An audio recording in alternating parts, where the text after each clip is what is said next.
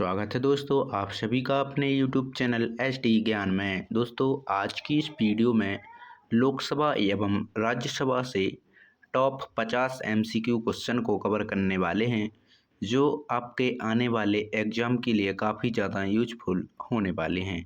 दोस्तों अगर हमारी वीडियो अच्छी लगे तो वीडियो को लाइक और हमारे चैनल को सब्सक्राइब ज़रूर करें। तो चलिए दोस्तों बात कर लेते हैं फर्स्ट क्वेश्चन के बारे में।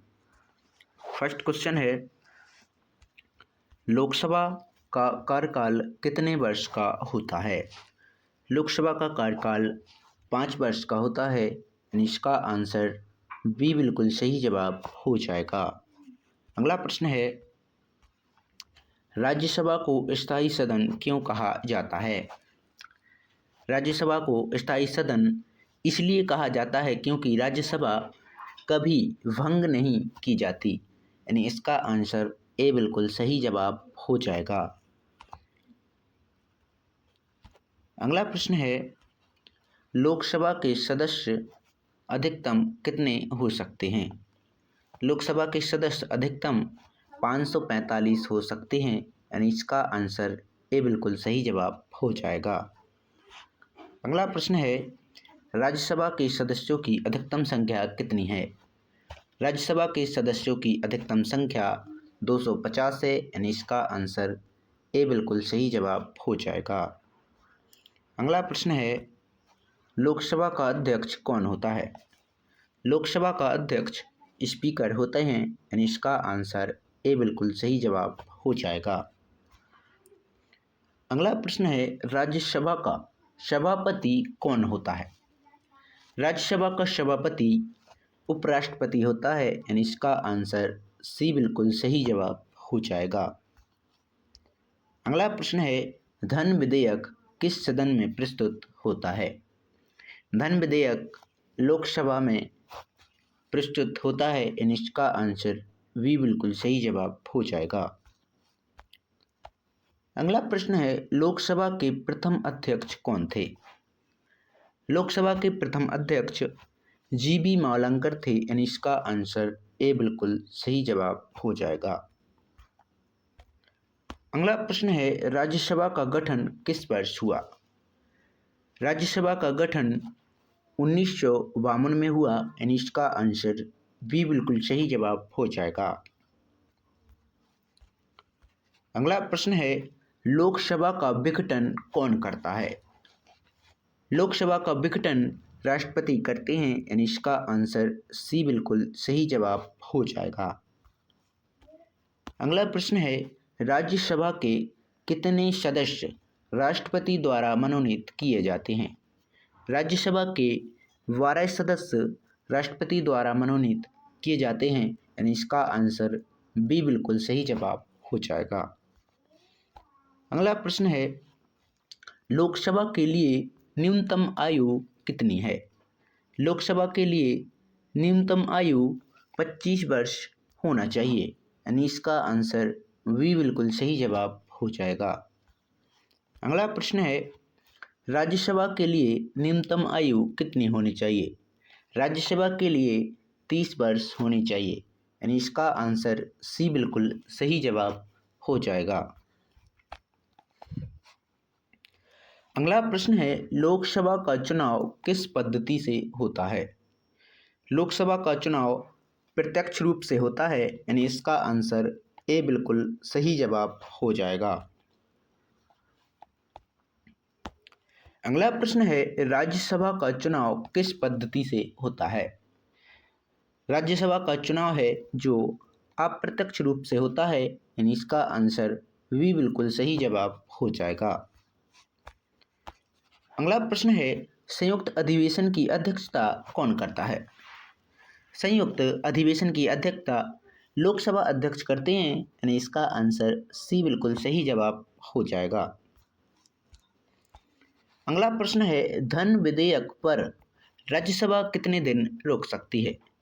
धन विधेयक पर राज्यसभा 14 दिन रोक सकती है। यानी इसका आंसर बी बिल्कुल सही जवाब हो जाएगा।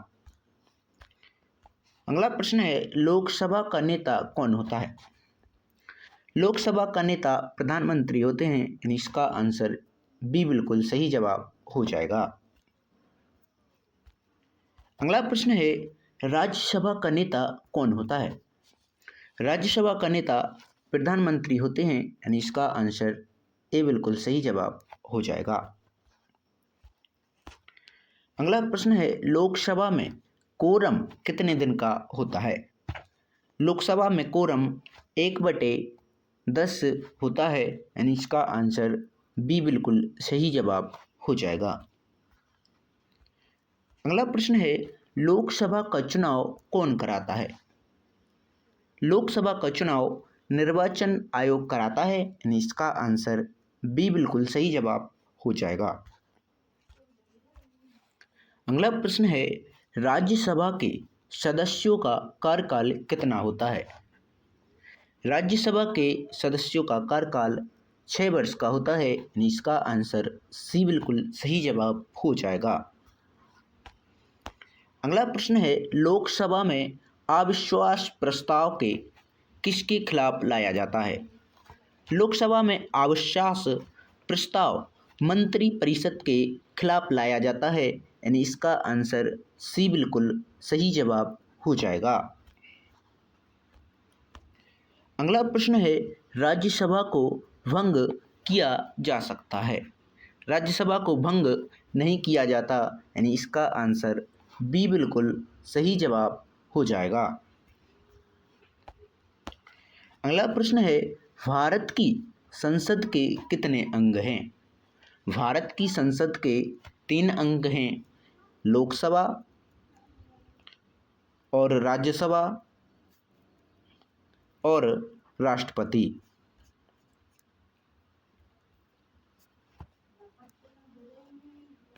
अगला प्रश्न है, लोकसभा को किस और नाम से जाना जाता है? लोकसभा को निम्न सदन के नाम से जाना जाता है, इसका आंसर बी बिल्कुल सही जवाब हो जाएगा। अगला प्रश्न है, राज्यसभा को और किस नाम से जाना जाता है? राज्यसभा को उच्च सदन के नाम से जाना जाता है, यानी इसका आंसर सी बिल्कुल सही जवाब हो जाएगा। अगला प्रश्न है, संसद का उद्घाटन कौन करता है? संसद का उद्घाटन राष्ट्रपति करते हैं, यानी इसका आंसर बी बिल्कुल सही जवाब हो जाएगा। अगला प्रश्न है, लोकसभा में अनुसूचित जाति अनुसूचित जनजाति के लिए सीट आरक्षित होती हैं, तो दोस्तों इसका आंसर ए बिल्कुल सही जवाब हो जाएगा, हाँ होती हैं। अगला प्रश्न है, लोकसभा का पहला आम चुनाव कब हुआ? लोकसभा का पहला आम चुनाव 1951 से 1952 तक हुआ, यानी इसका आंसर सी बिल्कुल सही जवाब हो जाएगा। अगला प्रश्न है, राज्यसभा के 1/3 सदस्य कितने समय बाद सेवानिवृत्त होते हैं? राज्यसभा के 1/3 सदस्य 2 वर्ष बाद सेवानिवृत्त होते हैं, यानी इसका आंसर बी बिल्कुल सही जवाब हो जाएगा। अगला प्रश्न है, वित्त विधेयक किस सदन में पेश किया जाता है? वित्त विधेयक लोकसभा में पेश किया जाता है, यानी इसका आंसर बी बिल्कुल सही जवाब हो जाएगा। अगला प्रश्न है, संसद के दोनों सदनों की संयुक्त बैठक कौन बुलाता है? संसद के दोनों सदनों की संयुक्त बैठक राष्ट्रपति बुलाते हैं, यानी इसका आंसर बी बिल्कुल सही जवाब हो जाएगा। अगला प्रश्न है, लोकसभा सदस्य बनने के लिए नागरिकता कैसी होनी चाहिए? लोकसभा सदस्य बनने के लिए भारतीय होना चाहिए, यानी इसका आंसर ए बिल्कुल सही जवाब हो जाएगा। अगला प्रश्न है, राज्यसभा के सदस्यों का चुनाव कौन करता है? राज्यसभा के सदस्यों का चुनाव एमएलए करते हैं, यानी इसका आंसर बी बिल्कुल सही जवाब हो जाएगा। अगला प्रश्न है, संसद का सत्र कौन बुलाता है? संसद का सत्र राष्ट्रपति बुलाते हैं, यानी इसका आंसर बी बिल्कुल सही जवाब हो जाएगा। अगला प्रश्न है, लोकसभा में प्रश्नकाल कब होता है? लोकसभा में प्रश्नकाल कार्यवाही के प्रारंभ में होता है, यानी इसका आंसर सी बिल्कुल सही जवाब हो जाएगा। अगला प्रश्न है, राज्यसभा का प्रथम सभापति कौन था? राज्यसभा का प्रथम सभापति डॉक्टर राधाकृष्ण थे, यानी इसका आंसर बी बिल्कुल सही जवाब हो जाएगा। अगला प्रश्न है, लोकसभा सचिवालय किसके अधीन कार्य करता है? लोकसभा सचिवालय लोकसभा अध्यक्ष के अधीन कार्य करता है, यानी इसका आंसर सी बिल्कुल सही जवाब हो जाएगा। अगला प्रश्न है, राज्यसभा का रंग कौन सा माना जाता है? राज्यसभा का रंग लाल माना जाता है, यानी इसका आंसर बी बिल्कुल सही जवाब हो जाएगा। अगला प्रश्न है, लोकसभा का रंग कौन सा माना जाता है? लोकसभा का रंग हरा माना जाता है, यानी इसका आंसर ए बिल्कुल सही जवाब हो जाएगा। अगला प्रश्न है, धन विधेयक को राज्यसभा अस्वीकार कर सकती है? धन विधेयक को राज्यसभा अस्वीकार नहीं कर सकती, यानी इसका आंसर बी बिल्कुल सही जवाब हो जाएगा। अगला प्रश्न है, लोकसभा के वर्तमान सदस्यों का चुनाव कितने क्षेत्रीय निर्वाचन क्षेत्रों से होता है? तो दोस्तों वह 543 निर्वाचित क्षेत्रों से होता है, यानी इसका आंसर बी बिल्कुल सही जवाब हो जाएगा। अगला प्रश्न है, राज्यसभा में राज्यों का प्रतिनिधित्व किस आधार पर होता है? राज्यसभा में राज्यों का प्रतिनिधित्व जनसंख्या के आधार पर होता है, यानी इसका आंसर बी बिल्कुल सही जवाब हो जाएगा। अगला प्रश्न है, संसद का संयुक्त अधिवेशन संविधान के किस अनुच्छेद में है? संसद का संयुक्त अधिवेशन संविधान के 108 अनुच्छेद में है, यानी इसका आंसर ए बिल्कुल सही जवाब हो जाएगा। अगला प्रश्न है, लोकसभा का अस्थायी अध्यक्ष कौन होता है? दोस्तों लोकसभा का अस्थायी अध्यक्ष प्रोटेम स्पीकर होता है, यानी इसका आंसर ए बिल्कुल सही जवाब हो जाएगा।